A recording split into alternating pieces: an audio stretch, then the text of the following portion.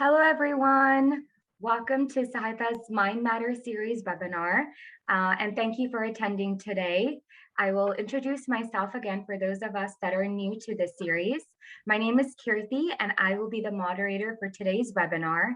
I am a board-certified family nurse practitioner, having completed my RN training in New York, working thereafter as a pediatric ER nurse both in New York and California.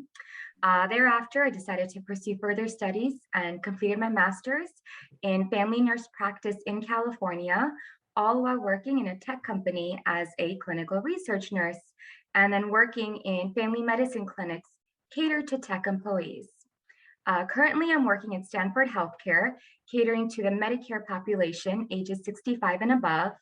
And through my experiences as a healthcare provider, I have come across and learned over and over again the importance of understanding and being truly mindful of mental health when approaching all patients and individuals, regardless of their illness or age. So today brings us another topic on family harmony in our Mind Matter series.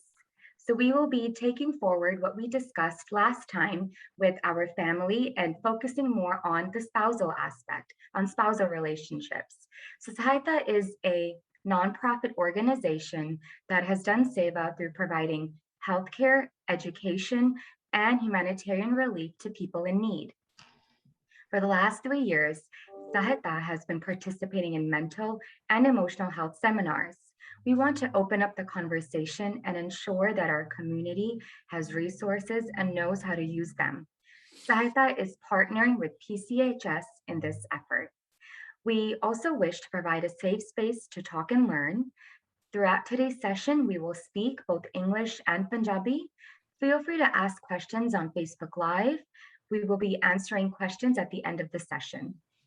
So in today's session, we have two guest speakers, including Mr. Baldev Mutta from PCHS, which is short for Punjabi Community Health Services, and Ginni Bedi, attorney at law in Bay Area, California.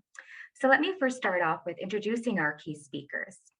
So Mr. Baldev Mutta is the founder and CEO of PCHS and has been in the field of social work for the last 45 plus years. Punjabi Community Health Services is a health service provider in the Central West and Mississauga Halton Local Health Integration Network.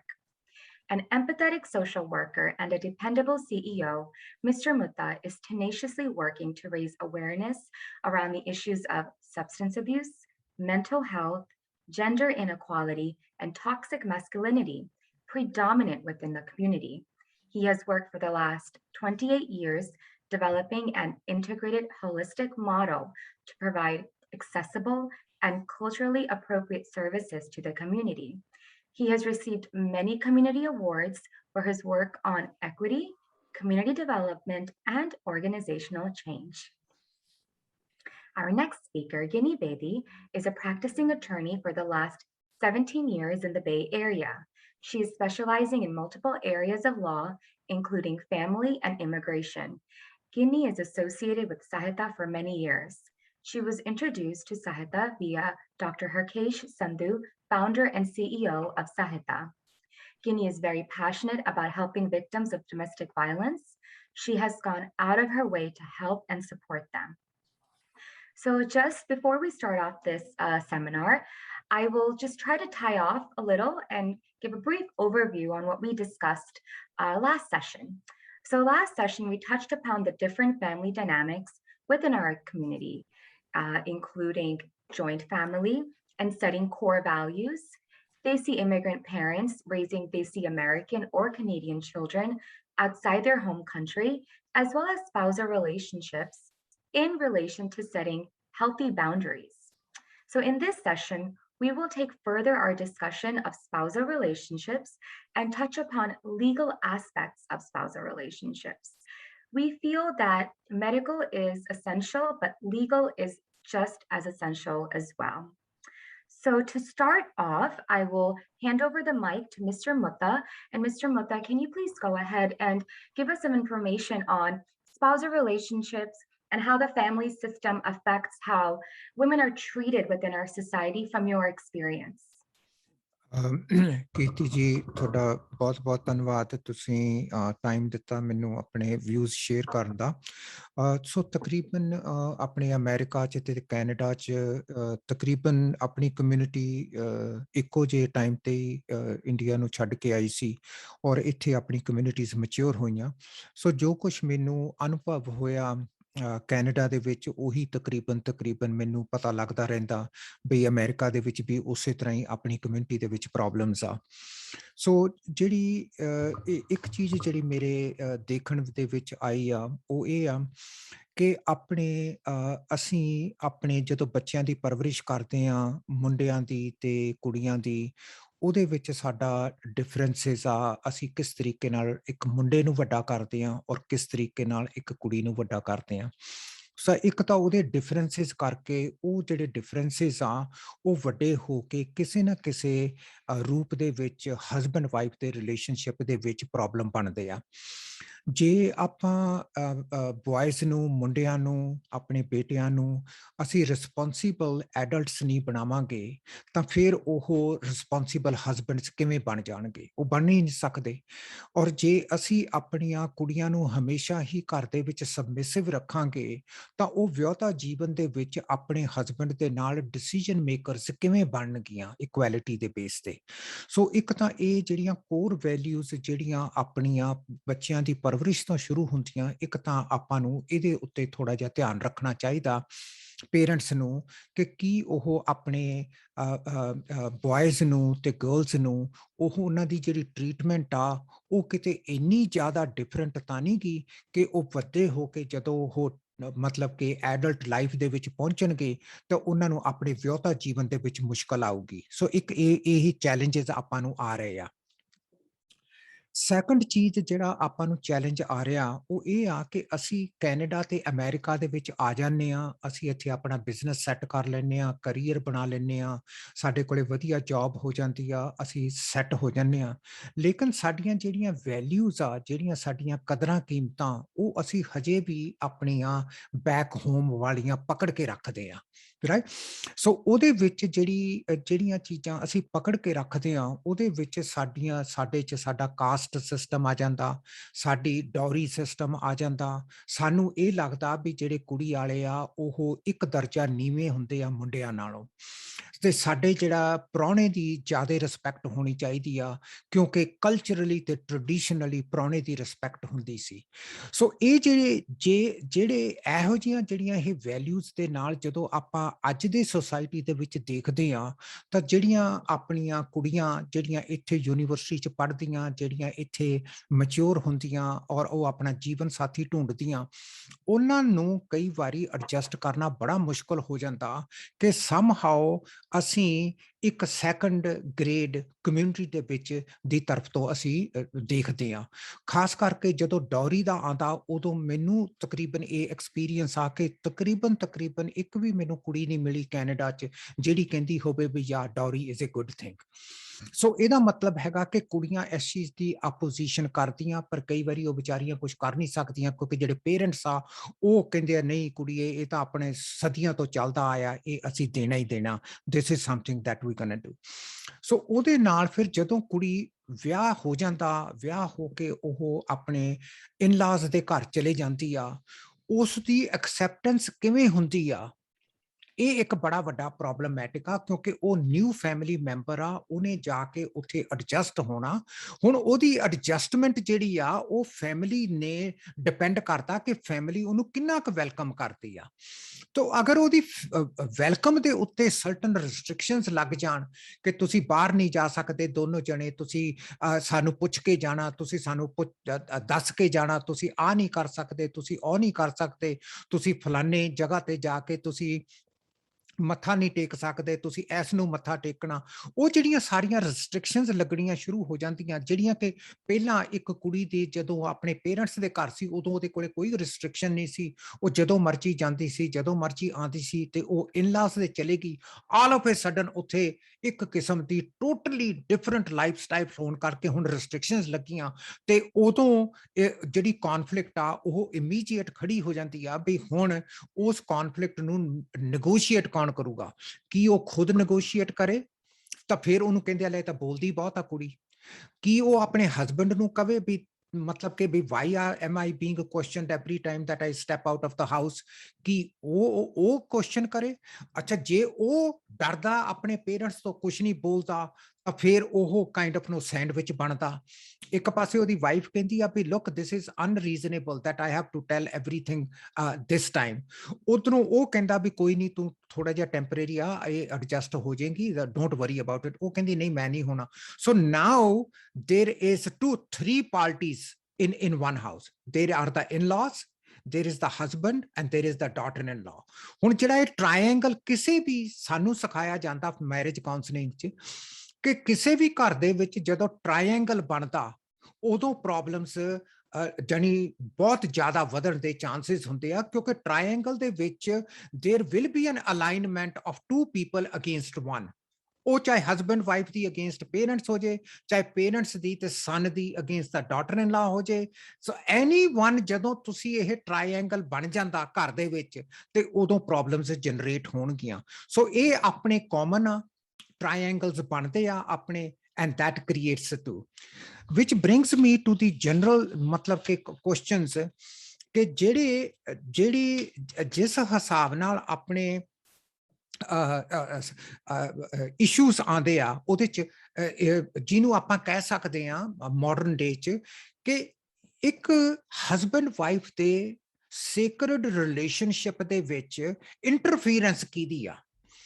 ਹੁਣ ਜਦੋਂ professionally ਅਸੀਂ ਗੱਲ ਕਰਦੇ ਹਾਂ ਵੀ ਤੁਹਾਡੀ marriage ਦੇ ਵਿੱਚ ਕੋਈ ਇੰਟਰਫੀਰੈਂਸ ਤਾਂ ਨਹੀਂ, ਤਾਂ ਕਪਲ ਹਮੇਸ਼ਾ ਕਹਿੰਦਾ ਕਿਹੜੀ, ਕੋਈ ਕਿਸੇ ਦੀ ਇੰਟਰਫੀਰੈਂਸ ਨਹੀਂ। ਫਿਰ ਅਸੀਂ ਜਦੋਂ ਉਹਨੂੰ ਪੁੱਛਦੇ ਹਾਂ ਵੀ ਕੀ ਤੁਹਾਡੇ ਪੇਰੈਂਟਸ ਨੇ ਤੁਹਾਨੂੰ ਕੁਝ ਕਿਹਾ, ਉਹ ਕਹਿੰਦੇ ਹਾਂਜੀ। ਫਿਰ ਅਸੀਂ ਪੁੱਛਦੇ ਹਾਂ ਕੁੜੀ ਨੂੰ ਵੀ ਤੁਹਾਡੇ ਪੇਰੈਂਟਸ ਨੇ ਕੁਝ ਕਿਹਾ, ਹਾਂਜੀ। ਤੇ ਵੀ ਕੀ ਤੁਸੀਂ ਦੋਨੋਂ ਜਿਹੜਾ ਘਰ 'ਚ ਗੱਲਾਂ ਹੁੰਦੀਆਂ ਤੁਸੀਂ ਦੋਨੋਂ ਜਣੇ ਆਪਣੇ ਪੇਰੈਂਟਸ ਨੂੰ ਦੱਸਦੇ ਹੋ, ਕਹਿੰਦੇ ਹਾਂਜੀ। ਤੇ ਮੈਂ ਕਿਹਾ ਫਿਰ ਉਹ ਆਊਟਸਾਈਡ ਇੰਟਰਫੀਰੈਂਸ ਤਾਂ ਆਪੇ ਹੋਗੀ। ਸੋ ਉਹ ਜਿਹੜੀ ਇੰਟਰਫੀਰੈਂਸ ਉਹਨੂੰ ਅਸੀਂ ਇੰਟਰਫੀਰੈਂਸ ਮੰਨਦੇ ਹੀ ਨਹੀਂ।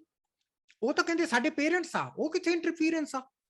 ਸੋ ਇਹ ਜਿਹੜਾ ਕਨਸੈਪਟ ਆ ਮੈਰਿਜ ਦਾ, ਜਿੱਥੇ ਕਿ ਇੱਕ ਸਰਟਨ ਸੇਕਰਡ ਬਾਉਂਡਰੀਜ਼ ਹੋਣੀਆਂ ਚਾਹੀਦੀਆਂ ਹਸਬੈਂਡ ਵਾਈਫ ਦੀ, ਕਿ ਉਹਨਾਂ ਦੀਆਂ ਘਰ ਦੀਆਂ ਗੱਲਾਂ ਬਾਹਰ ਨਹੀਂ ਜਾਣੀਆਂ ਚਾਹੀਦੀਆਂ, ਉਹ ਤਾਂ ਅਸੀਂ ਖੋਲ ਕੇ ਰੱਖਤਾ। ਉਹ ਤਾਂ ਅਸੀਂ ਓਪਨ ਸਿਸਟਮ ਕਰਤਾ, ਜਿਹੜਾ ਮਰਜੀ ਜਿਹਨੂੰ ਮਰਜੀ ਅਸੀਂ ਦੱਸੀ ਜਾਂਦੇ ਆ, ਇਹਨੇ ਆਹ ਕੀਤਾ, ਇਹਨੇ ਆਹ ਨਹੀਂ ਬਣਾਇਆ ਚੰਗਾ, ਉਹਨੇ ਆਹ ਨਹੀਂ ਕੀਤਾ, ਉਹਨੇ ਆਹ ਨਹੀਂ ਕੀਤਾ, ਇਹਦੀ ਫੈਮਿਲੀ ਨੇ ਆਹ ਕੀਤਾ। ਉਹ ਸਾਰਾ ਕੁਝ ਅਸੀਂ ਖੋਲ ਦਿੰਦੇ ਆ ਤੇ once it leaks out then it becomes problematic, ਕਿਉਂਕਿ ਅਗਲਾ ਬੰਦਾ ਰਿਐਕਟ ਕਰਦਾ ਵੀ ਤੁਸੀਂ ਸਾਡੇ ਬਾਰੇ ਕਿਉਂ ਮਾੜਾ ਕਹਿੰਦੇ ਹੋ। I think those are some critical elements that ਅੱਜ ਦੇ society ਦੇ ਵਿੱਚ ਸਾਨੂੰ ਥੋੜਾ ਜਿਹਾ ਧਿਆਨ ਰੱਖਣਾ ਚਾਹੀਦਾ ਕਿ in countries like Canada and America ਅਸੀਂ ਕਿਸ ਤਰੀਕੇ ਨਾਲ ਆਪਣਾ ਰਿਲੇਸ਼ਨਸ਼ਿਪ ਰੱਖਣਾ ਜਿਹਦੇ ਨਾਲ ਕਿ ਸਾਡਾ ਰਿਲੇਸ਼ਨਸ਼ਿਪ ਸਟੇਬਲ ਹੋਵੇ, ਸਾਡਾ ਰਿਲੇਸ਼ਨਸ਼ਿਪ ਕੰਪੈਸ਼ਨੇਟ ਹੋਵੇ, ਸਾਡਾ ਰਿਲੇਸ਼ਨਸ਼ਿਪ ਕੇਅਰਿੰਗ, ਕਾਈਂਡ ਤੇ ਰਿਸਪੈਕਟ ਤੇ ਬੇਸਡ ਹੋਵੇ, ਤੇ ਅਸੀਂ ਜਿਹੜੀਆਂ ਸਾਨੂੰ ਪ੍ਰੋਬਲਮਸ ਆਣ ਅਸੀਂ ਹਸਬੈਂਡ ਵਾਈਫ ਬੈਠ ਕੇ ਉਹਨੂੰ ਰਿਜ਼ੋਲਵ ਕਰ ਸਕੀਏ। ਇਹ ਮਤਲਬ ਕਿ ਇਹ ਐਸ ਕਰਕੇ ਇੰਪੋਰਟੈਂਟ ਆ। ਜਿਹੜੀ ਰਿਐਲਿਟੀ ਆ ਆਪਣੇ ਕਲਚਰ ਦੀ, ਉਹਦੇ ਵਿੱਚ ਜਿਹੜਾ ਕਿਨਸ਼ਿਪ ਆ, ਕਿਨਸ਼ਿਪ ਦਾ ਮਤਲਬ ਮੈਂ ਇਹਨੂੰ ਇਸ ਤਰੀਕੇ ਨਾਲ ਡਿਫਾਈਨ ਕਰਨਾ ਚਾਹਨਾ ਕਿ ਜਿਹੜੀ ਮੇਰੀ ਸਾਈਡ ਆਫ ਦੀ ਫੈਮਿਲੀ ਆ, ਮੈਂ ਇੱਕ ਆਦਮੀ ਆ, ਮੇਰੀ ਸਾਈਡ ਆਫ ਦੀ ਫੈਮਿਲੀ ਨਾਲ ਮੇਰੇ ਰਿਲੇਸ਼ਨਸ਼ਿਪ ਮਚ ਮੋਰ ਸਟਰੋਂਗਰ ਆ ਦੈਨ ਮੇਰੀ ਵਾਈਫ ਤੇ ਮੇਰੀ wife the side of the family ਨਾਲ। ਸੋ ਜਿਹੜੇ ਮੇਰੇ ਰਿਲੇਸ਼ਨਸ਼ਿਪ ਆ, ਕਿਉਂਕਿ ਸਾਡੇ ਕਿਨਸ਼ਿਪ ਦੇ ਰਿਲੇਸ਼ਨਸ਼ਿਪਸ ਅਸੀਂ ਮਤਲਬ ਕਿ ਪੰਜਾਬੀ ਜਾਂ ਇੰਡੀਅਨ ਕਮਿਊਨਿਟੀ 'ਚ ਸਾਡੇ ਜਿਹੜੇ ਕਿਨਸ਼ਿਪ ਰਿਲੇਸ਼ਨਸ਼ਿਪ ਆ ਉਹ ਅਸੀਂ ਇੰਨੇ ਜ਼ਿਆਦਾ ਆਪਣੇ ਮਜ਼ਬੂਤ ਰੱਖੇ ਆ ਕਿ ਅਗਰ ਦੂਸਰੀ ਸਾਈਡ ਸਹੀ ਵੀ ਹੋਵੇ ਅਸੀਂ ਫਿਰ ਵੀ ਉਹਨਾਂ ਨੂੰ ਗਲਤ ਹੀ ਕਹਿਣਾ ਵੀ ਤੁਸੀਂ ਰੋਂਗ ਹੋ।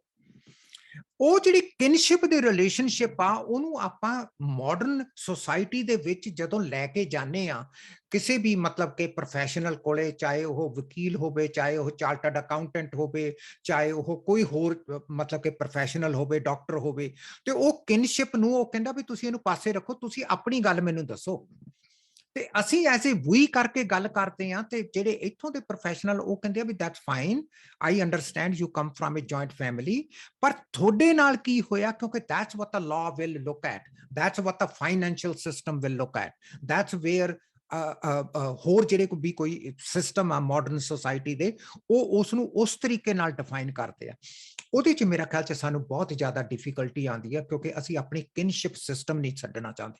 ਸਾਨੂੰ ਲੱਗਦਾ ਕਿ ਜੇ ਮੈਂ ਆਪਣੇ ਕਿਨਸ਼ਿਪ ਸਿਸਟਮ ਨੂੰ ਛੱਡਿਆ ਤਾਂ ਲੋਕ ਕਹਿਣਗੇ, ਉਹ ਲੈ ਯਾਰ ਤੂੰ ਆਪਣੇ ਮਾਂ ਪਿਓ ਛੱਡਤੇ ਜਨਾਨੀ ਲਈ, ਇਹ ਲੈ ਤੂੰ ਕਿਹੋ ਜਿਹਾ ਬੰਦਾ, ਇਹ ਤਾਂ ਕੋਈ ਚੱਜ ਦੀ ਗੱਲ ਨਹੀਂ, ਕੰਮ ਹੀ ਨਹੀਂ ਤੂੰ ਕੀਤਾ।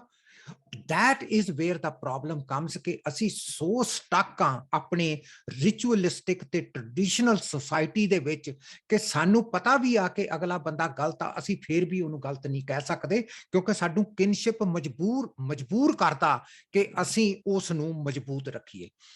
ਐਂਡ ਉਹ ਇਹ ਮੇਰੇ ਮਤਲਬ ਕਿ ਜਿਹੜੇ ਸਲਟਨ ਜਿਹੜੀਆਂ ਇਨੀਸ਼ੀਅਲ ਰਿਮਾਰਕਸ ਸੀਗੇ, and then we can kind of develop some further on this later on as well. Thank you so much for sharing that, Mr. Mutta. And you came across a really good point with the kinship and how we are stuck in our ways. And even though we see the differences between right and wrong, it is very hard for us to understand the older population to understand and kind of morph into the modern day and the actual life and actual world that we're living in. Now, just to move forward from what you had mentioned, in terms of, do you feel that accountability is something that is not very prevalent within our society?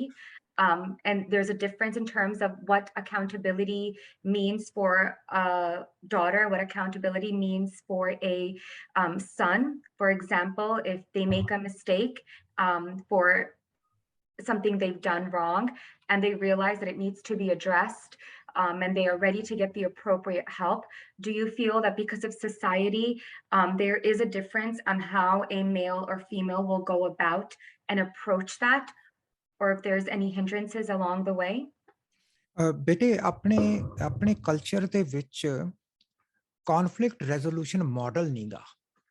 ਆਪਣੇ ਇਹਦਾ ਮਤਲਬ ਇਹ ਨਹੀਂਗਾ ਵੀ Indian civilisation ਦੇ ਵਿੱਚ ਕਦੇ ਵੀ ਕੌਨਫਲਿਕਟ resolution model ਨਹੀਂ ਹੋਇਆ। ਪੰਚਾਇਤ ਸਿਸਟਮ ਆਪਣਾ ਟ੍ਰੈਡੀਸ਼ਨਲ ਕੌਨਫਲਿਕਟ ਰੈਜ਼ੋਲੂਸ਼ਨ ਮਾਡਲ ਸੀਗਾ।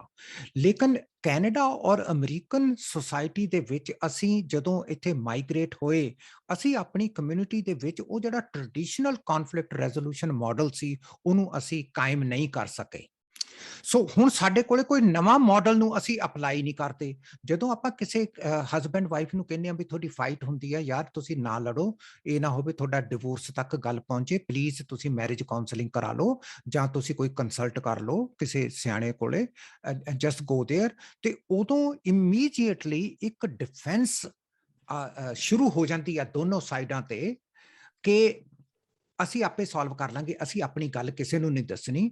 ਜਦੋਂ ਕਿ ਉਹਨਾਂ ਦੀ ਗੱਲ ਆਲਰੇਡੀ ਸਾਰੀ ਜਿਹੜੀ ਉਹਨਾਂ ਦਾ ਰਿਲੇਸ਼ਨਸ਼ਿਪ ਆ, ਉਹਨਾਂ ਦਾ ਜਿਹੜਾ ਸਰਕਲ ਆ, ਉਹਨਾਂ ਦਾ ਜਿਹੜਾ ਫੈਮਿਲੀ ਸਰਕਲ ਆ, ਉਹਦੇ 'ਚ ਪਤਾ ਹੁੰਦਾ ਵੀ ਇਹ ਦੋਨੋਂ ਲੜਦੇ ਬਹੁਤ ਆ।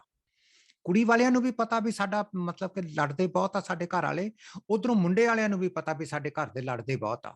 ਦੋਨੋਂ ਸਾਈਡਾਂ ਨੂੰ ਪਤਾ ਹੁੰਦਾ, ਇਹ ਨਹੀਂਗਾ ਵੀ ਉਹਨਾਂ ਨੂੰ ਪਤਾ ਨਹੀਂ। ਲੇਕਿਨ ਜਦੋਂ ਗੱਲ ਕੋਈ ਰਿਕਮੈਂਡ ਕਰਦਾ ਵੀ ਤੁਸੀਂ ਪ੍ਰੋਫੈਸ਼ਨਲ ਹੈਲਪ ਲੈ ਲਓ, ਉਦੋਂ ਉਹ ਕਹਿੰਦੇ ਨਹੀਂ, ਅਸੀਂ ਆਪਣੀ ਘਰ ਦੀ ਗੱਲ ਬਾਹਰ ਨਹੀਂ ਕਰਨੀ।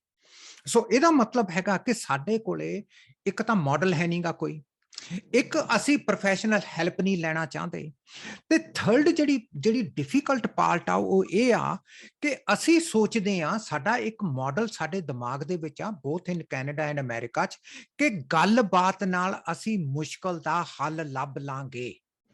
ਲੇਕਿਨ ਰਿਐਲਿਟੀ ਇਹ ਆ ਕਿ ਗੱਲਬਾਤ itself sometimes is not enough to solve a problem. ਉਹਦੇ ਵਾਸਤੇ ਕੋਈ ਐਕਸ਼ਨ ਲੈਣੇ ਪੈਂਦੇ ਆ। ਉਹ ਐਕਸ਼ਨ ਤਾਂ ਲੈ ਨਹੀਂ ਰਹੇ, ਅਸੀਂ ਤਾਂ ਇੱਕ ਦੂਜੇ ਨੂੰ ਕਹਿ ਰਹੇ ਆ ਵੀ ਤੁਸੀਂ ਮੈਨੂੰ ਯੈਲ ਕੀਤਾ, ਉਹ ਕਹਿੰਦੇ ਨਹੀਂ ਤੁਸੀਂ ਪਹਿਲਾਂ ਆ ਨਹੀਂ ਕੀਤਾ, ਉਹ ਤੁਸੀਂ ਕਿਉਂ ਯੈਲ ਕੀਤਾ। ਅਸੀਂ ਤਾਂ ਬਾਰ-ਬਾਰ ਕਾਊਂਟਰ ਬਲੇਮ ਐਂਡ ਕੰਪਲੇਨ ਕਰੀ ਜਾ ਰਹੇ ਆ, ਉਹਦਾ ਰੈਜ਼ੋਲੂਸ਼ਨ ਤਾਂ ਕੋਈ ਨਿਕਲਦਾ ਨਹੀਂ।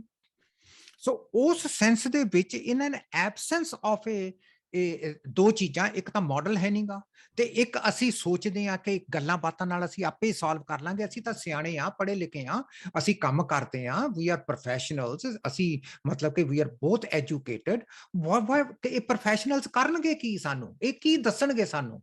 ਉਸ ਸੈਂਸ ਦੇ ਵਿੱਚ ਮੇਰਾ ਖਿਆਲ 'ਚ ਕੀਰਤੀ ਜੀ ਬੇਟੇ ਬਈ ਆਪਣੇ they are not willing to go until something really bad happens. For example, ਅਗਰ ਹਸਬੈਂਡ ਵਾਈਫ ਬਹੁਤ ਜ਼ਿਆਦਾ ਫਾਈਟ ਕਰ ਰਹੇ ਆ ਤੇ ਕਈ ਵਾਰੀ ਬੱਚੇ 911 ਕਾਲ ਕਰ ਦਿੰਦੇ ਆ ਤੇ ਪੁਲਿਸ ਆ ਕੇ ਆ ਜਾਂਦੀ ਆ। ਬਈ ਸਾਡੇ mom and dad fight ਕਰਦੇ ਆ, and that's the time when the police says, okay, either we will arrest you now or you have to go get some help or something else happens.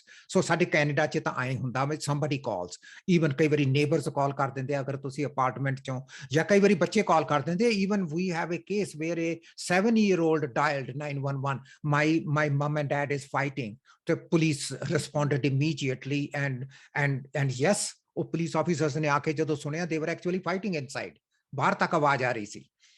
And so ਉਸ sense ਦੇ ਵਿੱਚ that's how the only time help becomes available.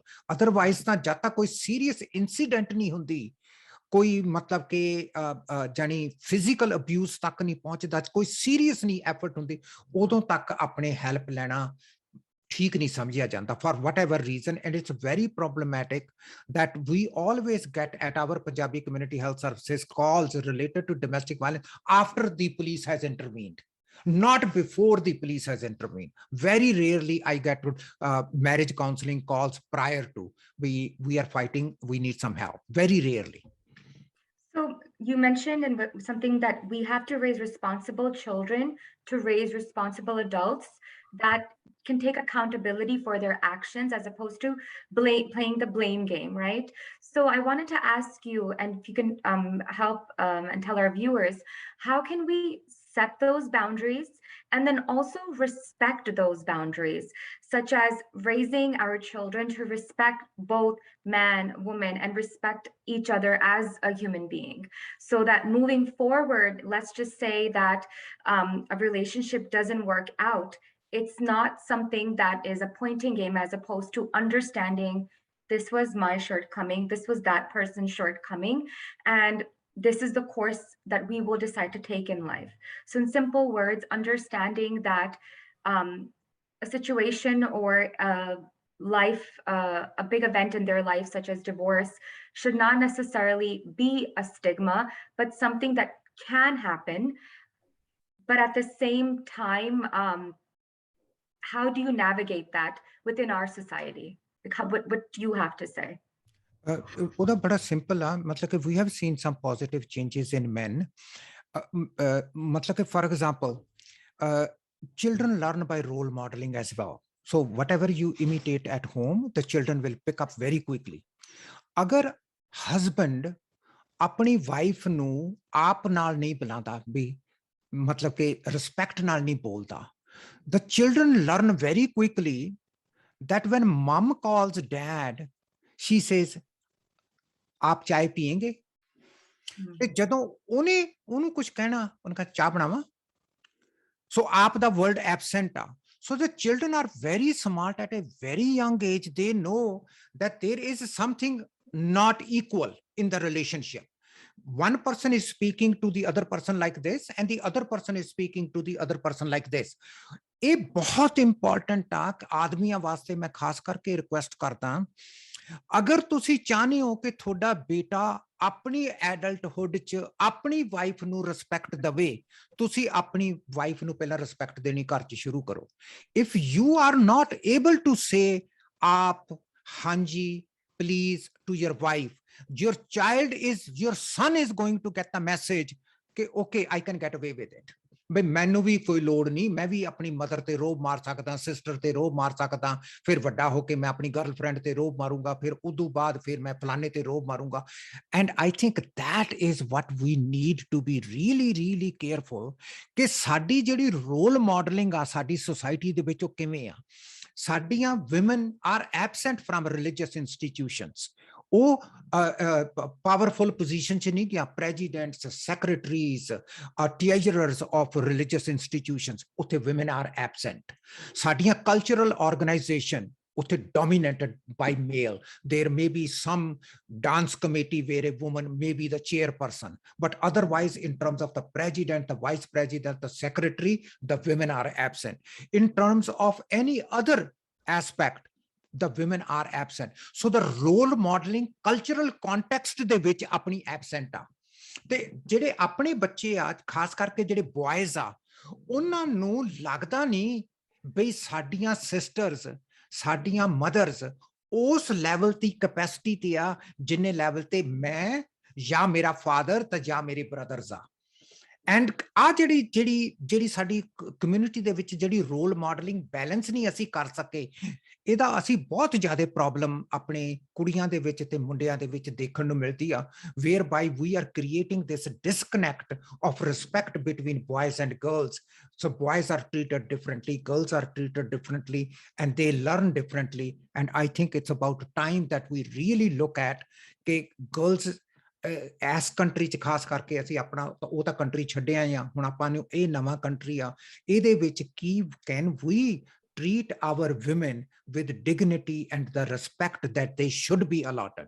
ਅਗਰ ਉਹ ਆਪਾਂ ਨਹੀਂ practical ਰੂਪ 'ਚ ਨਹੀਂ ਕਰਾਂਗੇ, ਆਪਣੀ ਫੈਮਿਲੀ 'ਚ ਨਹੀਂ ਕਰਾਂਗੇ, well then our children are going to in adult life go through real difficulty in their relationships as well. That was very well said. You're right. Children are a reflection of their parents at the end of the day, and we lead by example. So the way our adults and the elders behave in the family is what we will pass on to generations. And like you mentioned earlier, our society is one that holds on to older rituals or how things were done back in the day, right? Or when it's a husband-wife conversation, the husband is talking to his parents, the wife is talking to her parents, but they feel that there's no interference. So we need to put fine lines with those boundaries, respect them, understand them, so that we can understand ourselves more as an individual. Because in our society, a lot of times we view ourselves through the other person's eyes, and we continue to live our life until we hit a pit stop and we're like, wait, but I don't believe in that. And sometimes, like you mentioned, it ends up being too late. So thank you so much, Mr. Mutta. I'm actually going to hand the mic over to Ginny Baby. Welcome, Ginny.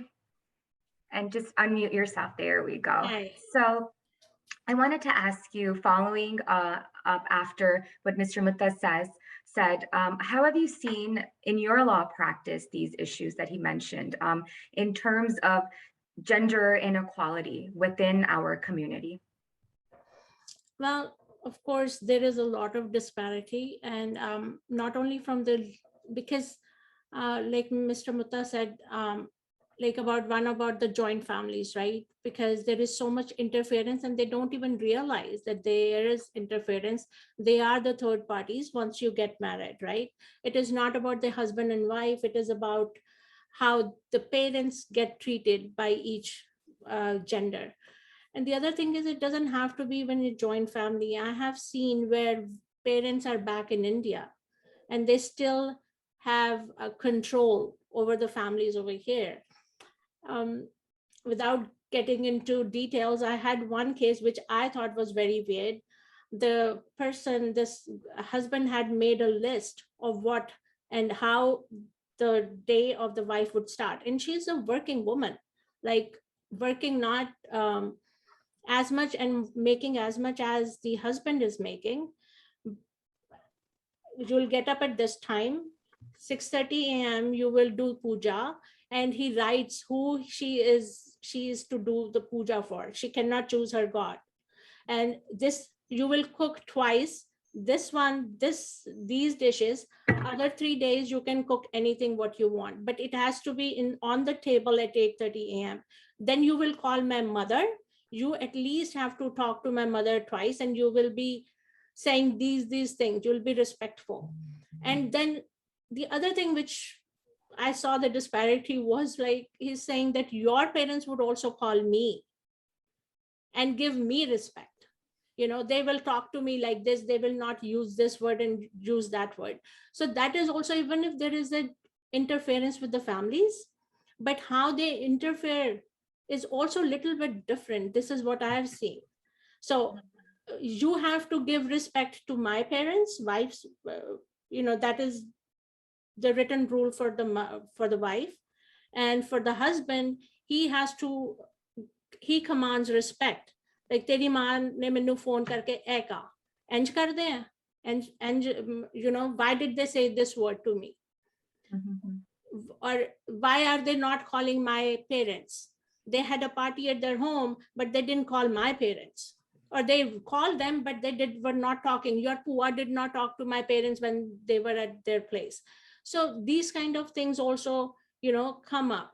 So the other thing which I am seeing is that back in our culture, when women were not working, were most were housewives, there was a little bit more respect than now, because women have started to go out.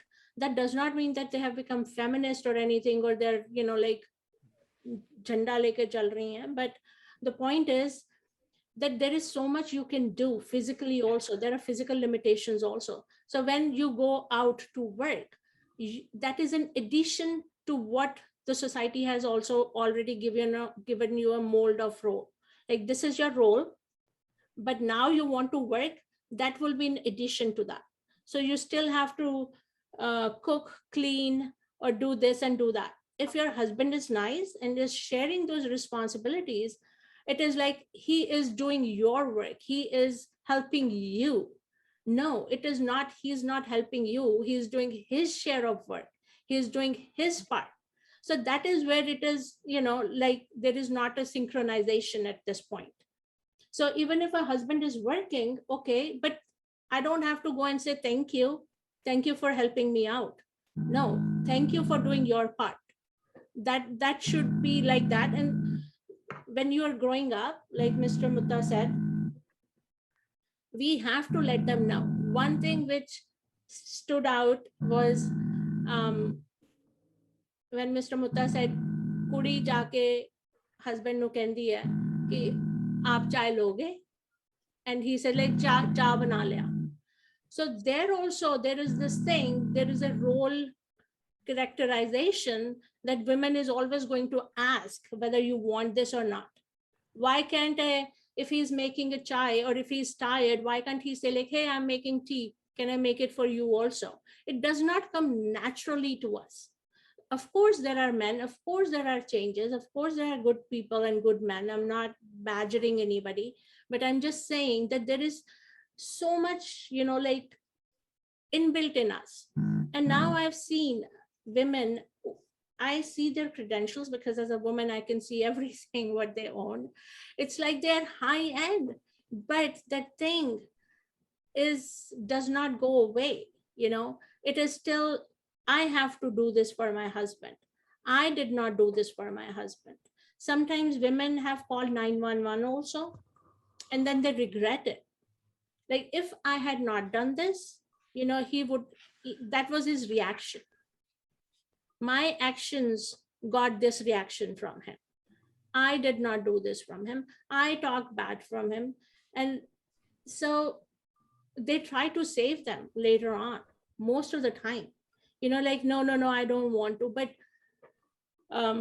then it is way too late, because, once there is a police report, it becomes people versus XYZ. It is not in your hand. You are just a victim. You are just a witness for the DA. That point. And then where were we going? So basically, thank you for sharing that. You gave a lot of great information right now. So taking that over to women that come seek help for you. So women that come and seek help, like you said, some of them regret it afterwards. How is their family support important for them when they come and seek help? Have you seen that their own families, their parents, are they supportive of them? Or do they feel just really alone when they come? And I'm sure there's many different types of cases and backgrounds. There are different scenarios, but one thing which struck after talking or hearing Mr. Mutta was, I have seen parents of always women, and mostly where there is a short-term marriage, like girls are young, very well established, but it's always the parents of a woman who cry. I've never seen a husband's parents cry that the marriage is breaking. I have seen, and it melted my heart when this very young girl, her father called me and he says, I failed as a parent.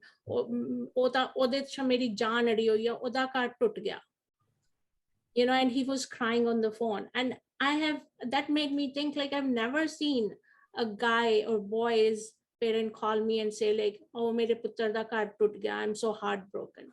So that is the main difference. That is the main difference over there. And when you look at the profile of these people, like individually also, they are well established. They are holding well high positions. They even in their like late 20s, they have made a portfolio for themselves, right? So that is what needs to change. We do not, it's good that we're educating our women, and making them independent financially, socially, but are we making them independent emotionally also, sentimentally? Like it's okay to get out of marriage. You are important as an individual also. Where you stand as an individual, it does not matter if you can work in Macy's and still stand up for yourself. This is what we are lacking as a society, to make them independent emotionally, make them strong, that it's okay, not get broken.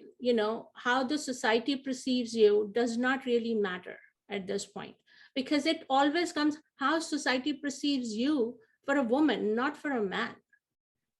So that was a really nice point that you mentioned. Now, in your family law practice, have you come across situations on how divorce perceives coming back to society, or have women come to you asking, how do I go back to society now? You'd mentioned that you've had a father call you and say that he feels that he failed the daughter. Now, the daughter herself, who went through this whole tumultuous, events and everything with you, have they come to you afterwards, and after everything is done, instead of having a sigh of relief, are they afraid that, hey, we're done with this, but how do I go back now? um, that would be a little different, because these women who have been born and raised over here, thankfully their social circle is very diversified. And it's a little different from their parents' circle. So they're okay. They go back into the society and they're okay with that. Now it is for the parents, like daughters' parents, who go through that thing, like, oh, huneta tusi viah kitta si ki hoya, that kind of things they have to deal with. So divorce is still a stigma Yeah, for but them. these women, I think they try to prove their worth by just going financially, making them stronger. That is my point, is like there has to be absolutely no demarcation between a man and a woman as such. That it shouldn't be like, oh, man should treat a woman like this. It should be human beings, like how one human being would treat another human being. There should not be, okay, we are doing this. And the gender equality would come when our women and men are at the same level. If we start from here, first we have to bring women over here to have that kind of an equality. Otherwise we can't have that equality, right? Equality starts like there's a woman and a man for a job, and then both have who has the better qualifications.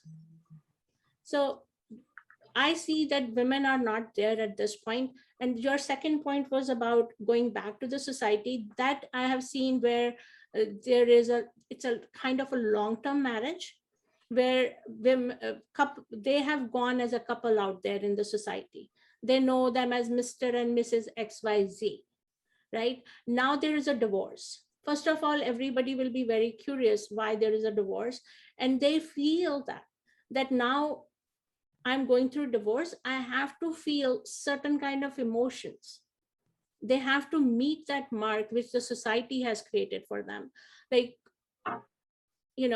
if she's going into the same circle, now she's not into the category of being married or Mrs. So and so. Now she's a divorcee, and she thinks that she's coming down, one step low now. First she was here, now she's over here.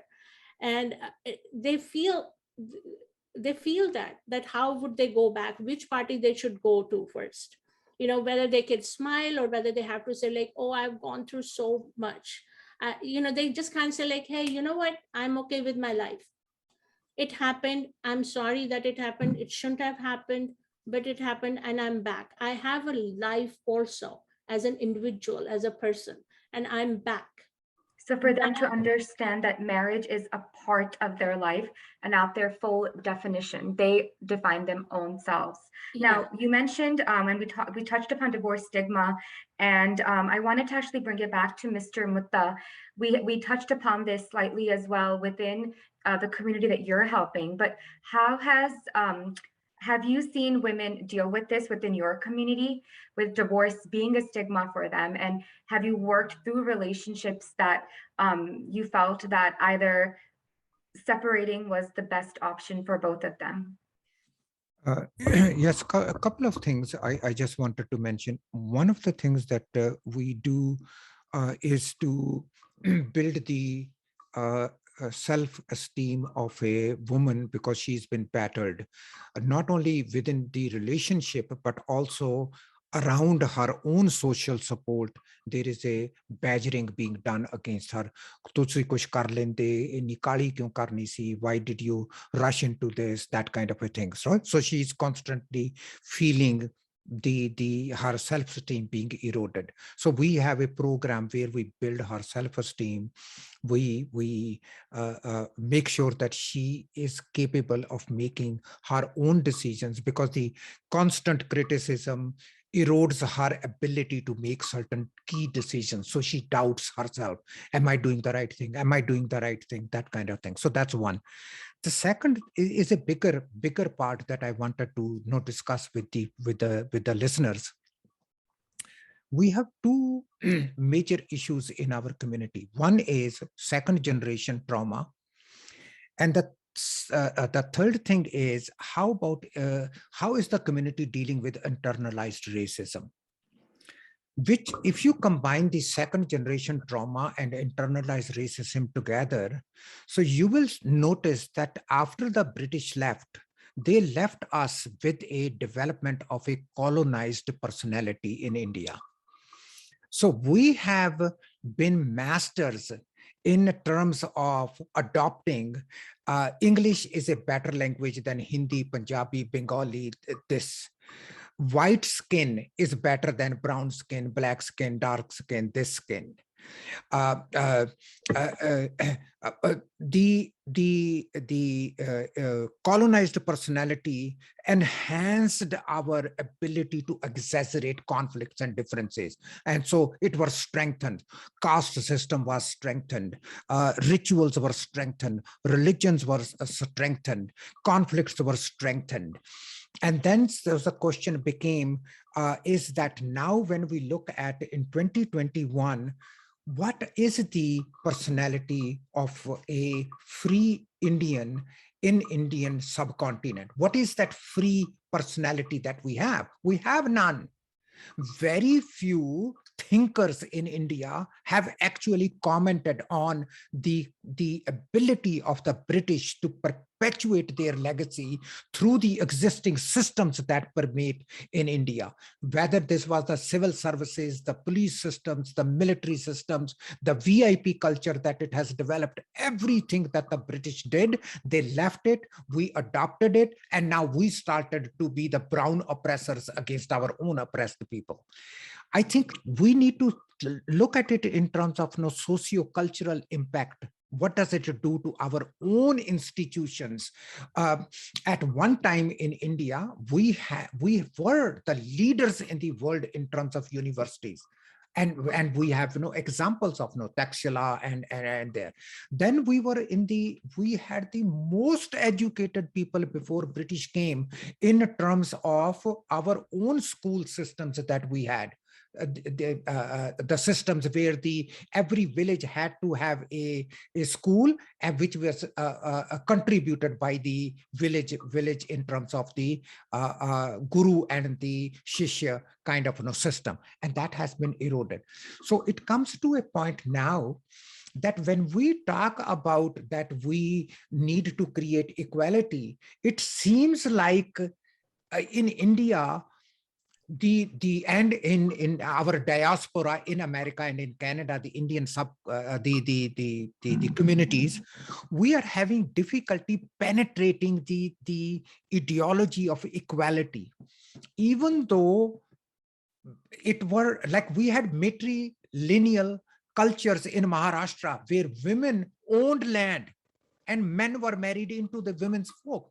That was outlawed by the British. We don't talk about this. Why not?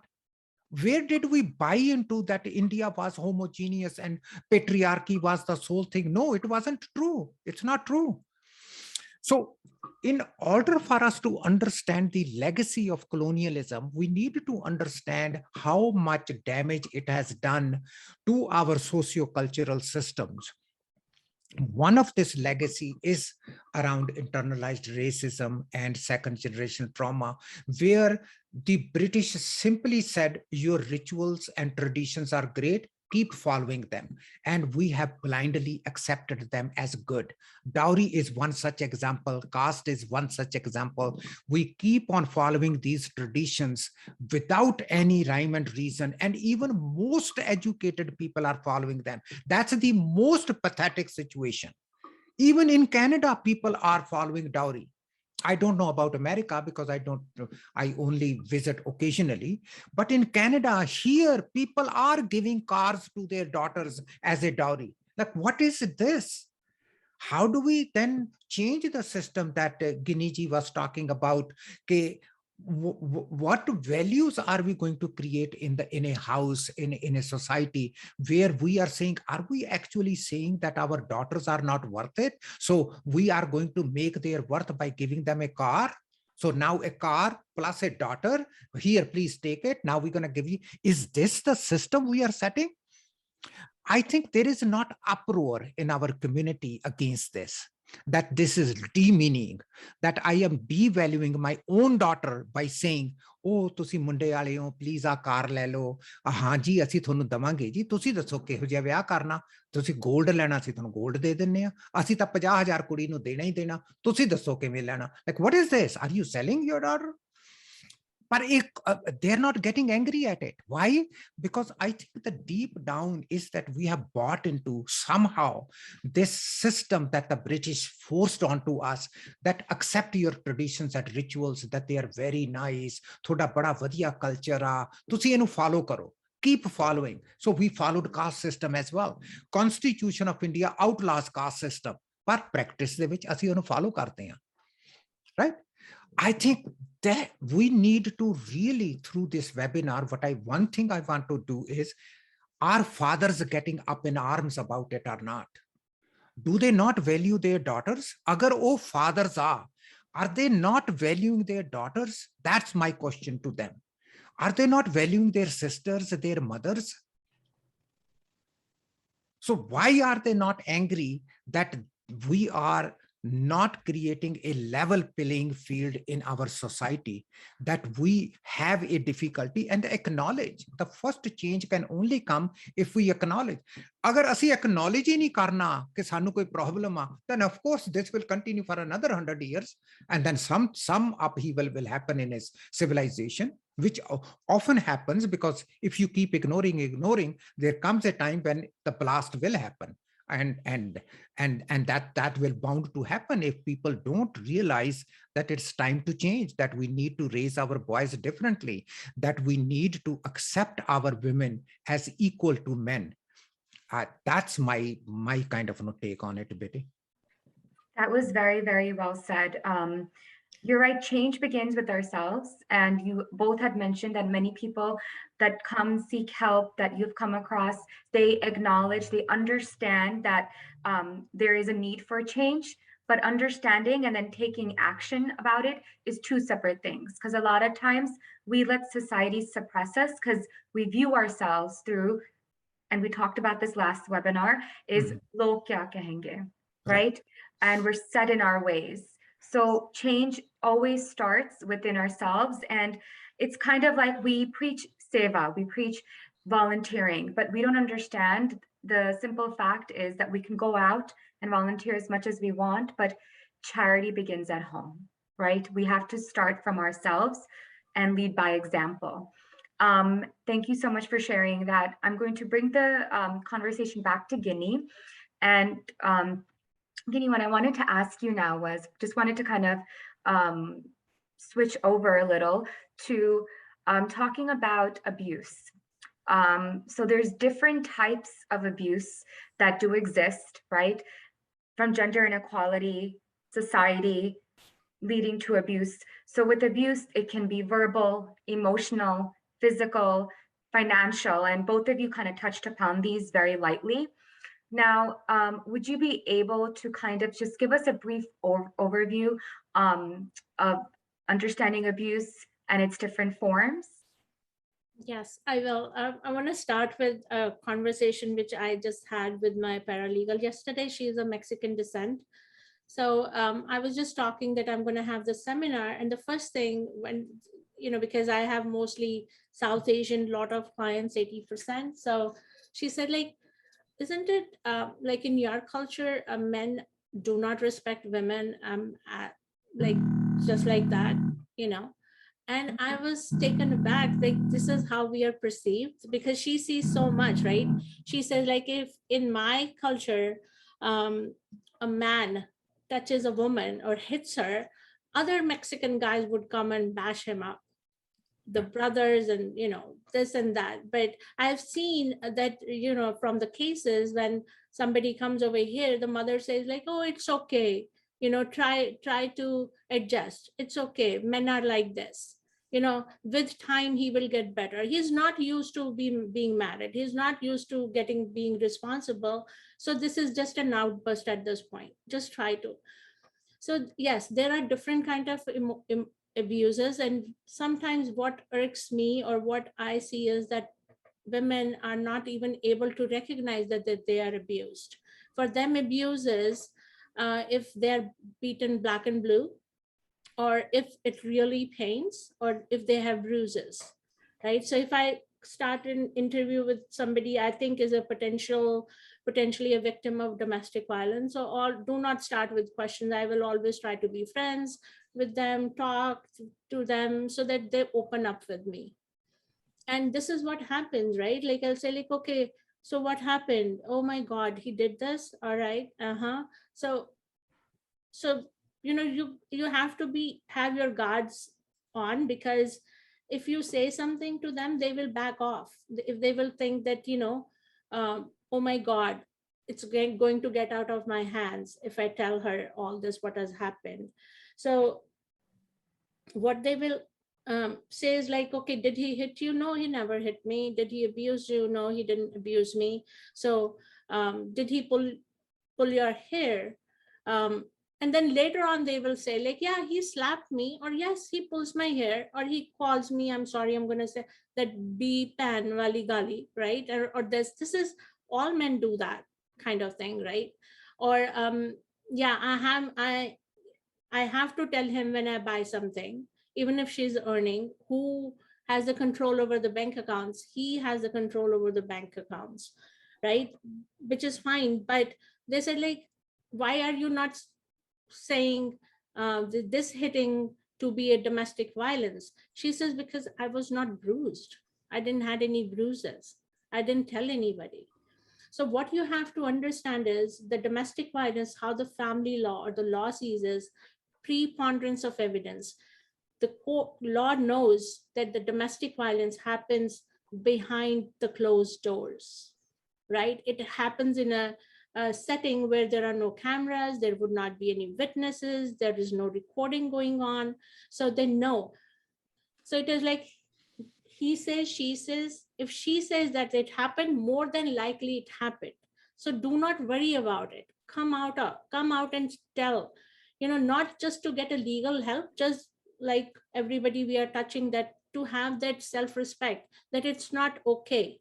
When somebody slaps you like this, it may not hurt you physically, but it hurts yourself right over here. Or if it does not, it should, right? Because right now you cannot even hit your own child over here as a punishment, or you are a bad person, or you have done something wrong and I'm going to punish you for that. Because no, you are partners. Even if we say we are partners, believe me, I have never seen a couple who would be just a very equal partner. There is something or the other, which is, always a woman is 2 steps down. She can be a CEO. I have a case where, the resume is beyond like 5-star resume, everything 5-star, and domestic violence is there, has been always told like she's ugly, like Mr. Mutta said, the color of the skin, she's a beautiful lady, like she's like darker complexion. So she's always been put down and told like, oh, you're ugly, you don't know how to cook, or scream and yell at her. And she says, no, Guinea, you're not going to talk about it. No, we're not. I am out of the house now, so it's fine. Now I'm fine, And the same thing is happening to the daughter, where it is 50-50 custody and visitation. Neighbors called and say, like, we heard your the father really yelling at your daughter. Is everything fine? And I was like, no, we have to call 911. She says, no, this is the way he is. He'll be fine. She's going to be fine. I will call her. I will see what is going on. So they don't know. There is so much fear of the society, fear of like, what will people say? It does not matter whether you're educated or not educated, what rank you are at. So somewhere or the other, it has to. We cannot, people who are like in their 30s, they have to unlearn a lot of things. And then from the very beginning, we have to show that there is no difference other from the household thing. And then to let them stand up. Emotional strength, financial strength, I really at this point, I do not care that much about. Emotional strength is very necessary. Even if you are a housewife, even if you do not do anything, you do not bring even 1 penny at home, you deserve the same respect what a woman who goes and makes as much money as the husband. So Guinea, I wanted to ask you, we have a question that came up is, what are the red flags that one should look out for, and how early or late is it to seek help? Okay. Red flag for domestic violence, like I said, like the first slap or the first abuse or the first gali, that is a first red flag. And if you want to carry on, and if you want to give, set the boundaries at that time, say like, no, this is not acceptable. Slap, I want you to make a big deal of it. Say like, okay, you go back to the joint family. If you are in a joint family setting, you have both the sides set and say like, no, this should be the last time. And understanding, if you really no want to means work, no. yeah, if you want to work on the marriage, I'm not saying like, get out of the marriage at the first drop of the hat kind of thing, right? But you have to set the boundaries from the very beginning. And no, I am an individual also. We are in an equal partnership. Well, partnership is always equal or should be equal. So that is the first red flag. When they stop you from doing something, I believe me, a stitch in time saves 9 makes so much sense. You always think like, if I'm patient, if I show him how much I love him, how much sacrificing I am, you can do this, I will do this for you, he will see how good I am. So then how late or early is it to seek help for these women? That's the question, the follow-up question on that. Help is once they know that it is not going to work, I think they should seek help at that time. So they should not wait for bruises or some broken bones or emotionally so much broken that they do not know what to do and they have to build up themselves again. Do not break yourself for anybody. And is it safe for them to stay at home at that time? Stay at their home? Well, there over here, I see two kind of, I will divide it into two, because one is like people who are married over, have families over here, or have been born and raised over here, or came over here when they were very young.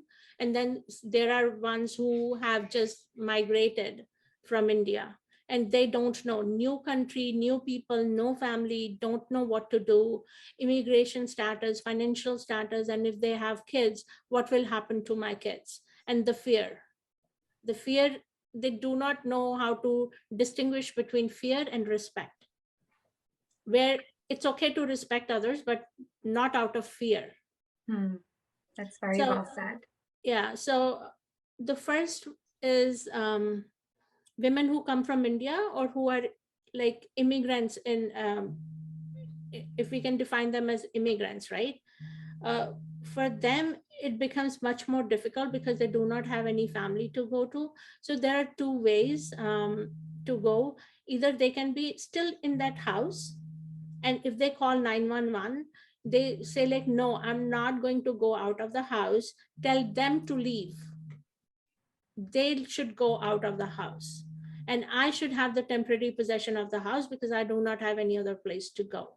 And that can happen. So, and they have to pay the mortgage of the house, they have to do everything, contact an attorney, because I'm not going to promote any one nonprofit, so I will not name, but there are a lot of nonprofits in Bay Area. You can call them to seek help. But going to shelters and all that, that can also be a cultural shock for women who are just immigrated, because they see over there, women who are very different from them, wearing the clothes which they're not accustomed to, or smoking, or having a beer. So they're like, oh my God, isto changa tha main kar rahi si. What have I done? Please take me back. Please take me back. So don't do that. Be there. And then they can also get spousal support. Even I know that in America, the law is like, if it is a short-term marriage, you do not get that much of a spousal support. But if you have, somebody has brought you from India, there is called something support under affidavit of support, because you give an affidavit to the federal government that we will take care of this immigrant who we are bringing from another country, and she will not be a public, she will not be on any kind of a public thing, right? So that is a contract with the federal government, which under which they have to pay them support. So even if so they have no way out. That is a very black and white law. So for immigrated women, they do have legal support. Yes, Okay. yes. And then they think like, oh, their green card will be taken away. No, their green card will not be taken away. And I just want to say this, like, even if it is taken back, your self-respect should be your main concern at this point. Living in this country, you should not be going through all this where they break you to the extent where you do not have any standing. Because what I see is that women who are brought from back from India after marriage are in joint families. So they bring them up as more like kam karan waliyan, like they have to do all the work. इस time ते सौरा जांदा है, ओनू चाह देनी है, इस time ते सास उठती है, ओनू ये देना, then they will go to work. This all is all written for them. This is what needs to be done. They're not they do not even go out much. They go to grocery stores with somebody. I have seen women be shunned and thrown out of the houses because how dare you? She went without telling me. If this sas was at home, the mother-in-law was at home, and she left for 15 or 20 minutes or to grocery shopping just by herself, they will call the husband who is driving a truck, like, she did this. ਇਹਦੇ ਪਰ ਨਿਕਲ ਆ ਰਹੇ ਆ, ਇਹਨੇ ਕਰਨਾ ਹੀ ਸੀ, ਇਹਨੇ ਤੇਰੇ ਨਾਲ ਵਿਆਹੀ ਗ੍ਰੀਨ ਕਾਰਡ ਵਾਸਤੇ ਕੀਤਾ, ਇਹਨੇ ਇਹ ਕੀਤਾ, ਇਹਨੇ ਇਹ ਕੀਤਾ, everybody bounces on her. And we are talking about somebody who's like 25, 26 years old, who has never gotten out of, like even going to a metropolitan city in India would be a big thing for her. So having her go through this, some of them are like, like So fear what takes will over their happen. thought Yeah, process. yeah, So yeah, fear it is. takes over. It's very, and then they have them work at a 7-Eleven or some grocery store where somebody drops them and picks them up. So basically their life is being dictated. Now, moving on from what you had mentioned about all the different cases you have come across and all the different people that you have helped, and if you don't mind sharing, as a female attorney from our society, how has your personal experience been with working with all these different types of clients? I will tell you, I sometimes, I never knew that I was so strong until the time came to be strong. So this guy, again, was the domestic violence. He wanted me to defend him, and I do defend a lot of cases of domestic violence also. So he said, like, yeah, I did it. So one snap, and she does this. Why? Have you ever not, like this? I was like, okay, I'm not a good fit for you as an attorney. I'm not going to take your case. Oh, you cannot even imagine how many times he came back to my office, harassed my staff, harassed me, calls and everything. Like, how come you do not have any time? Why? And he was going to other male attorneys and not doing any of these things. But to me, he was doing all these things.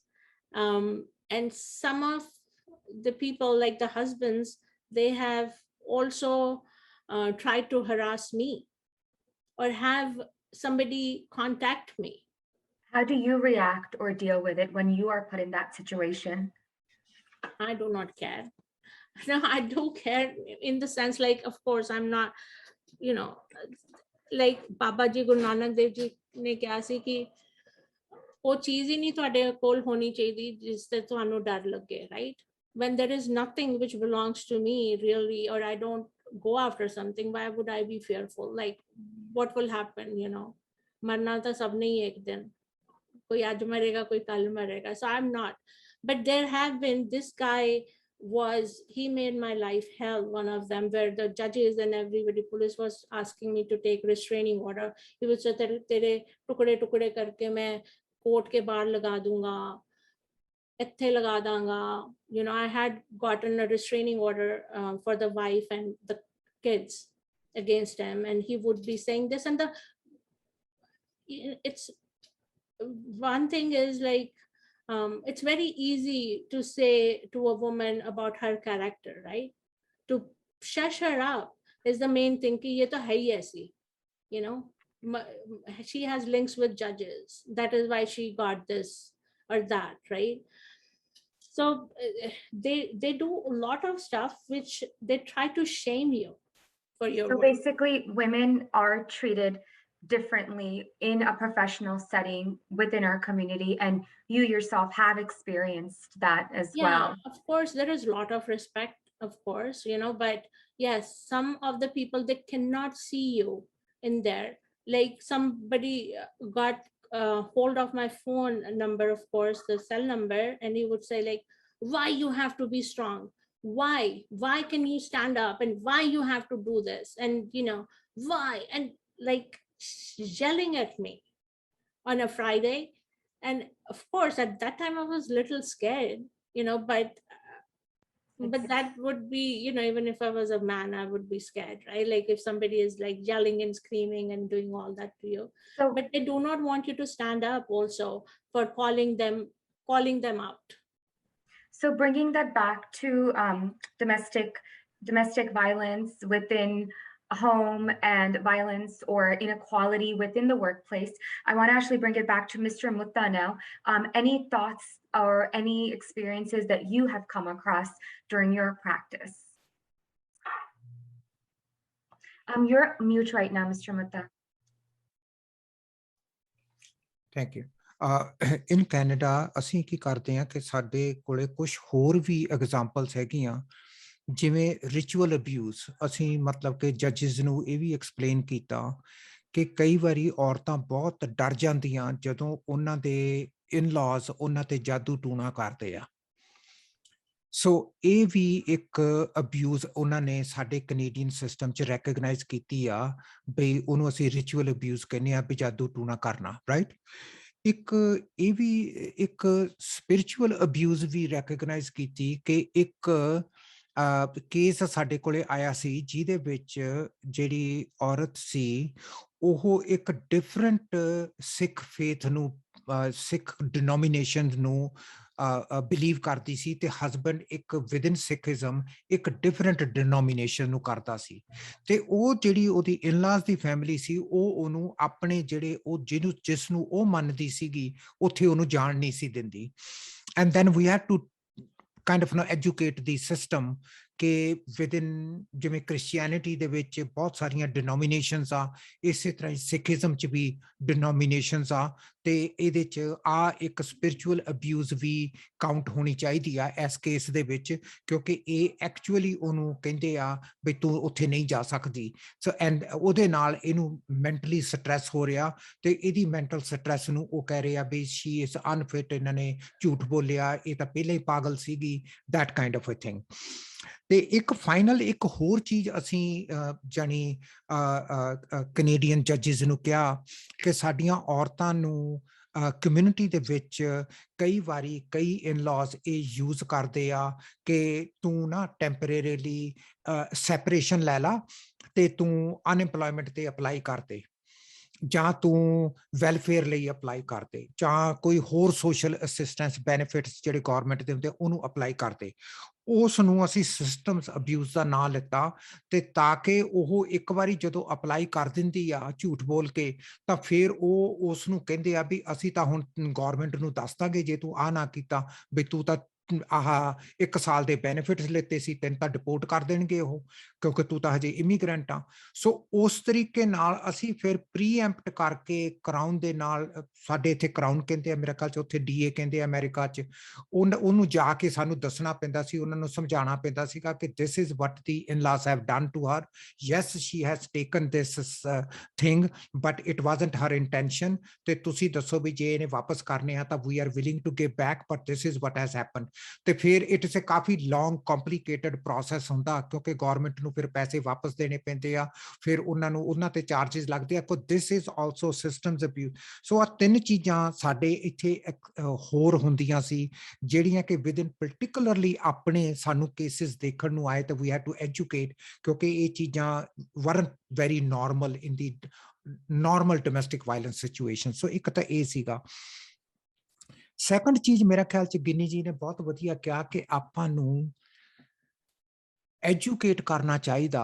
ਸੋ ਇੱਕ ਤਾਂ ਹੈਗੇ ਆ ਕਿ ਜਿਹੜੇ already ਜਿਨ੍ਹਾਂ ਦੀ marriage trouble 'ਚ ਆ ਉਹਨਾਂ ਨੂੰ ਤਾਂ ਸ਼ਾਇਦ ਹੁਣ ਆਪਾਂ ਇਸ ਵਕਤ ਨਾ ਐਜੂਕੇਟ ਕਰ ਸਕੀਏ ਕਿਉਂਕਿ ਉਹਨਾਂ ਨੇ ਤਾਂ ਜਿਹੜੀ ਉਹਨਾਂ ਦਾ ਮਾਈਂਡ ਸੈਟ ਬਣ ਚੁੱਕਿਆ।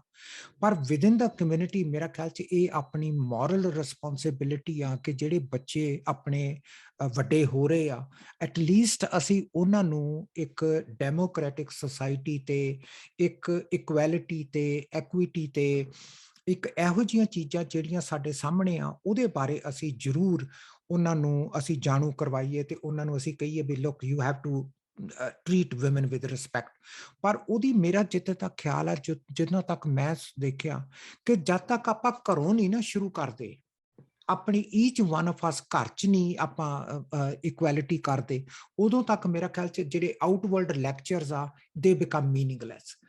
ਇਉਂ ਤਾਂ ਮਤਲਬ ਕਿ ਹਰ ਇੱਕ ਬੰਦਾ ਹੀ ਲੈਕਚਰ ਕਰੀ ਜਾਂਦਾ ਵੀ ਔਰਤਾਂ ਨੂੰ ਵਧੀਆ ਰੱਖਣਾ ਚਾਹੀਦਾ, ਔਰਤਾਂ ਇਕੁਐਲਿਟੀ 'ਚ ਆ, ਪਰ ਜਦੋਂ ਆਪਾਂ ਰੀਅਲ ਕਮਿਊਨਿਟੀ ਦੇ ਵਿੱਚ ਦੇਖਦੇ ਹਾਂ ਉਦੋਂ ਆਪਾਂ ਨੂੰ ਦੇਖਦਾ ਕਿ no, women are not being treated equally within our own communities, so we need to do something about it. ਉਹ ਮੇਰਾ ਖਿਆਲ 'ਚ ਬਹੁਤ ਜਾਣੀ ਇਸ਼ੂ ਆ, ਉਹਦੇ ਨਾਲ we have to deal with it. ਇੱਕ ਚੀਜ਼ ਜਿਹੜੀ ਮੈਨੂੰ ਬਹੁਤ ਵਧੀਆ ਲੱਗੀ ਗਿੰਨੀ ਜੀ ਨੇ ਕਹੀ ਆ ਕਿ ਕਈ ਵਾਰੀ ਔਰਤਾਂ ਨੂੰ ਇਹ ਪਤਾ ਹੀ ਨਹੀਂ ਹੁੰਦਾ ਕਿ we are living in an abusive situation. ਉਹਦੀ ਪ੍ਰੋਬਲਮ, ਉਹਦੀ ਡਿਫਿਕਲਟੀ ਫਿਰ ਇੰਨੀ ਹੋ ਜਾਂਦੀ ਆ ਕਿ ਜਦੋਂ ਵਿਚਾਰੀਆਂ 20 ਸਾਲ ਬਾਅਦ ਉਹਨਾਂ ਨੂੰ ਫਾਈਨਲੀ ਪਤਾ ਲੱਗਦਾ, ਜਦੋਂ ਕੋਈ ਇਨਸੀਡੈਂਟ ਬਹੁਤ ਵੱਡੀ ਹੋ ਜਾਂਦੀ ਆ ਕਿ ਉਹਨਾਂ ਦੇ ਉੱਤੇ ਜਿਹੜੀ ਸਾਈਕੋਲੋਜੀਕਲ ਅਬਿਊਜ਼ ਦਾ ਇੰਪੈਕਟ ਹੋ ਜਾਂਦਾ ਉਹ ਇੰਨਾ ਸਵੀਅਰ ਹੋ ਜਾਂਦਾ ਉਹਨਾਂ ਤੇ ਕਿ ਉਹਨਾਂ ਨੂੰ ਮਲਟੀਪਲ ਹੈਲਥ ਕੰਪਲਿਕੇਸ਼ਨਸ ਹੋ ਜਾਂਦੀਆਂ, ਮਾਈਗ੍ਰੇਨਸ ਉਹਨਾਂ ਨੂੰ ਹੋ ਜਾਂਦੇ ਆ, ਉਹਨਾਂ ਨੂੰ ਮਤਲਬ ਕਿ ਉਹਨਾਂ ਦੀ ਸੈਲਫ ਅਸਟੀਮ ਉਹਨਾਂ ਦੀ ਖਤਮ ਹੋ ਜਾਂਦੀ ਆ, ਉਹਨਾਂ ਨੂੰ ਲੱਗਦਾ ਕਿ ਅਸੀਂ ਹੁਣ ਕੁਝ ਵੀ ਨਹੀਂ ਕਰ ਸਕਾਂਗੇ। ਸੋ ਇੱਕ ਕਿਸਮ ਦੀਆਂ ਉਹਨਾਂ ਨੂੰ ਐਂ ਲੱਗਦਾ ਜਿਵੇਂ ਅਸੀਂ ਐਡਲਟ ਆ ਲੇਕਿਨ ਸਾਡਾ ਜਿਹੜਾ ਬ੍ਰੇਨ ਆ ਉਹ ਇੱਕ ਨਿੱਕੇ ਟੀਨੇਜਰ ਵਾਂਗੂ ਹੋ ਗਿਆ, ਜਾਨੀ ਸਾਨੂੰ ਸਾਡੇ ਕੋਲ ਕੁਝ ਵੀ ਨਹੀਂ ਹੁਣ ਹੋਣਾ। ਐਂਡ ਉਹ ਜਿਹੜੀ ਹਾਲਤ ਆ ਉਹ ਮੈਂ ਬਹੁਤ ਸਾਰੀ ਵਿਮਨ ਦੀ ਦੇਖੀ ਆ ਇੱਥੇ ਆਪਣੇ ਸਾਡੇ ਟੋਰਾਂਟੋ ਦੇ ਵਿੱਚ, ਬਰੈਂਪਟਨ 'ਚ, ਕਿ ਕਿਸ ਤਰ੍ਹਾਂ ਵਿਮਨ ਦੇ ਫੀਲ ਸੋ ਹੈਲਪਲੈਸ ਕਿ ਅਸੀਂ ਕੀ ਕਰਾਂਗੇ। ਜਦੋਂ ਕਿ ਜਿਵੇਂ ਗਿੰਨੀ ਜੀ ਨੇ ਕਿਹਾ ਕਿ ਦੇ ਹੈਵ, ਉਹਨਾਂ ਦਾ ਜਦੋਂ ਤੁਸੀਂ ਰੈਜ਼ੂਮੇ ਦੇਖਦੇ ਹੋ ਤੁਸੀਂ ਕਹਿੰਦੇ what you have this much skills, ਤੇ ਉਹ ਕਹਿੰਦੀਆਂ ਨਹੀਂ ਨਹੀਂ ਨਹੀਂ, ਉਹ like they try to minimize even what the education they have, they try to minimize it, ਬਈ ਨਹੀਂ ਇਹ ਤਾਂ ਕੁਝ ਖਾਸ ਨਹੀਂ ਗੀ, ਇਹ ਤਾਂ ਇੰਡੀਆ ਤੋਂ ਆ, ਇਹ ਤਾਂ ਫਲਾਨਾ, ਇਹ ਤਾਂ ਇਹ ਆ। ਆਈ ਮੀਨ that is the most difficult and painful part ਕਿ ਜਦੋਂ ਤੁਸੀਂ ਕਿਸੇ ਨੂੰ ਇੰਨਾ ਜ਼ਿਆਦਾ ਮੈਂਟਲੀ ਟੌਰਚਰ ਕਰ ਦਿੰਦੇ ਹੋ ਕਿ ਉਹ ਆਪਣੇ ਆਪ ਨੂੰ ਬਿਲੀਵ ਕਰਨ ਲੱਗ ਜਾਂਦਾ ਕਿ ਮੈਂ ਗੁੱਡ ਨਹੀਂ ਗਾ। That is the worst part for us as clinicians, to fix that person up again, to bring that person to a bubbly personality that once they were. ਉਹ ਬਹੁਤ ਪੇਨਫੁਲ ਪਾਰਟ ਆ ਤੇ ਮੈਂ ਉਹਦਾ ਅਸਰ ਉਹਨਾਂ ਦੇ ਬੱਚਿਆਂ ਤੇ ਵੀ ਪੈਂਦਾ ਅਨਫੋਰਚੂਨੇਟਲੀ, ਕਿਉਂਕਿ ਜੇ ਮਦਰ ਨੂੰ ਅਸੀਂ ਇੱਕ ਕਿਸਮ ਦਾ ਅਪਾਹਜ ਬਣਾਵਾਂਗੇ ਤਾਂ ਫਿਰ ਬੱਚਿਆਂ ਤੇ ਵੀ ਇਫੈਕਟ ਪੈਂਦਾ। So we are not only hurting one person, we are hurting the entire children. ਤੇ ਜੇ ਇੱਕ ਬੱਚਾ ਤੇ ਚਾਹੇ ਦੋ ਬੱਚੇ ਆ, ਜਿੰਨੇ ਵੀ ਬੱਚੇ ਆ ਉਹ ਸਾਰਿਆਂ ਦੀ ਮੈਂਟਲ ਸਟੈਬਿਲਿਟੀ ਤੇ ਇਫੈਕਟ ਪੈਂਦਾ। ਸੋ ਮੇਰਾ ਖਿਆਲ ਚ ਕਮਿਊਨਿਟੀ ਨੂੰ ਮੈਂ ਤਾਂ ਇਹੀ ਮੈਸੇਜ ਦੇਣਾ ਚਾਹਨਾ ਵੀ please seek help, there is professional help out available there, ਤੁਸੀਂ ਪਲੀਜ਼ ਹੈਲਪ ਲਓ। ਡੋਂਟ ਵੇਟ ਕਿ ਤੁਸੀਂ ਸੋਲਵ ਕਰ ਲਓਗੇ, ਅਗਰ ਤੁਸੀਂ ਸੋਲਵ ਕਰਨਾ ਹੁੰਦਾ ਤਾਂ 5 ਸਾਲ ਪਹਿਲਾਂ ਸੋਲਵ ਕਰਦੇ। You aren't obviously able to solve, so ਹੁਣ 10 ਸਾਲ ਹੋ ਗਏ ਆ, you're still fighting and your children are now getting affected by it, so please seek help। ਮੈਂ ਤਾਂ ਮਤਲਬ ਕਿ ਇਹੀ ਆਪਣਾ ਮੈਸੇਜ ਦੇ ਸਕਦਾ। Thank you so much for sharing that, Mr. Mutta. Before we wrap up today, about any of you guys have any closing thoughts for our viewers? I just want to say one line, is that marriage should be based on the base, or the crux should be love and nothing else. I don't, if there is love and equality would come, the respect should be there. And if you are uncomfortable, it is better to get one life to live, better to get out of it right now than later and regret about it when the damage is more than you can handle. Thank you for sharing that. Thank you. So to bring everything you guys both spoke about today, thank you very much, first of all, for speaking. It was very, very valuable information, both from medical aspect and from a legal aspect as well. And one thing you both mentioned and hit upon is that it's important to have a stable, caring, kind, respectful partnership. And as you mentioned earlier, Guinea, partnership is equal. And then basically what you had mentioned, Mr. Mutta, is it starts with childhood, right? At the end of the day, kids are a reflection of their parents, but at the same time, all of our interactions are reactions to each other. And to understand that we all, as individuals, as human beings, before man and woman, deserve to be treated with respect, deserve to be treated with love and kindness. And the best way to do that is to lead by example. Our kids, doesn't matter from the 21st century or we're back in the 40s or 20s, the kids will learn and pick up on the actions and words of their parents. So one last message for our viewers is speak and talk to each other, and be very careful with the words that we use, because at that time, using that kind word of thank you or please may not seem a big deal, but that can roll into bigger life events. So in medicine, we always work towards preventative care. Before that illness comes around, we want to prevent it. And it's the same thing over here as well. Let's talk about the problems we have. Let's not avoid them before they blow out of proportion and cannot be helped. So seek help. We thank you all for joining us today. We will continue to bring these informative webinars to our community. And please do share with your family and friends, as they can truly benefit from the discussions held in our Mind Matters series. And please send us your feedback at info@sahita.org. Your feedback is greatly appreciated, and it allows us to help you best. The recordings of this webinar will be available on YouTube and on our Sahita channel and the Sahita Facebook page as well. And thank you everyone for attending, and thank you once again to the speakers for sharing their time today. And next time we'll speak with you on a different topic. Till then, take care. Goodbye. Thank you, Casey. Thank you. Thank you both. Bye-bye. Thank you, Dr. Mehta.